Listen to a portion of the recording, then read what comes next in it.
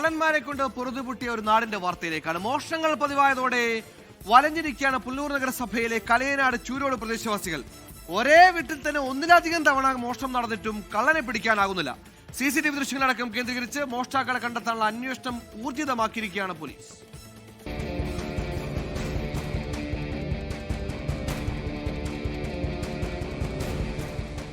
പ്രവാസിയായ കലയനാട് സ്വദേശി ഹനോക്കിന്റെ ശാലേം ജംഗ്ഷനിലുള്ള വീട്ടിൽ കഴിഞ്ഞ ദിവസം പുലർച്ചെയാണ് മോഷണം നടന്നത്.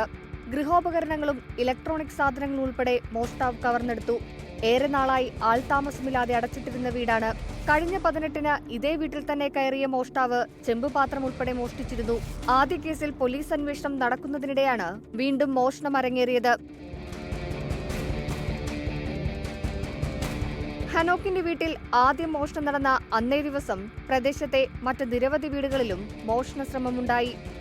നിരന്തരം കള്ളന്മാരുടെ ശല്യമാണ്. ഈ കള്ളൻ ഈ പ്രദേശത്തുള്ള ഒരാള് കഴിഞ്ഞ പ്രാവശ്യം വന്നത് വീട്ടിൽ കയറി ഇവിടെ എന്തെല്ലാം ഉണ്ടെന്ന് കണ്ടുവച്ചിട്ട് കുട്ടുക മാത്രം എടുത്തുകൊണ്ട് വേണം. മെനയാതെ വണ്ടിയായിട്ട് വന്ന് വിലപിടിപ്പുള്ള സാധനങ്ങളെല്ലാം എടുത്തുകൊണ്ട് പോകാൻ പറ്റിയ TV അങ്ങനെ ഇലക്ട്രോണിക്സ് ഐറ്റങ്ങൾ കുറെ കൊണ്ടുപോയിട്ടുണ്ട്. 2 ആഴ്ച മുമ്പ് പുനലൂർ പേപ്പർ മിൽ കോമ്പൗണ്ടിലെ ക്ഷേത്രത്തിലും പേപ്പർ മില്ലിലും മോഷണം നടത്തിയ സംഘത്തിലെ ഒരാളെ നാട്ടുകാർ തന്നെ പിടികൂടി പോലീസിന് കൈമാറിയിരുന്നു. പുനലൂർ പോലീസ് സ്റ്റേഷൻ പരിധിയിൽ കഴിഞ്ഞ 6 മാസത്തിനുള്ളിൽ 10ഓളം മോഷണങ്ങളും മോഷണ ശ്രമങ്ങളുമാണ് നടന്നത്. പ്രദേശത്തെ CCTV ദൃശ്യങ്ങളിൽ നിന്ന് 2-ലധികം പേരടങ്ങുന്ന മോഷണ സംഘത്തെ തിരിച്ചറിഞ്ഞിരുന്നു.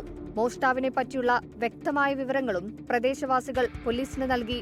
1 മാസം പിന്നിട്ടിട്ടും മോഷ്ടാക്കളെ പിടികൂടാൻ പോലീസിന് കഴിയുന്നില്ലെന്ന പരാതിയാണ് നാട്ടുകാർ ഉന്നയിക്കുന്നത്. 24 കൊല്ലം.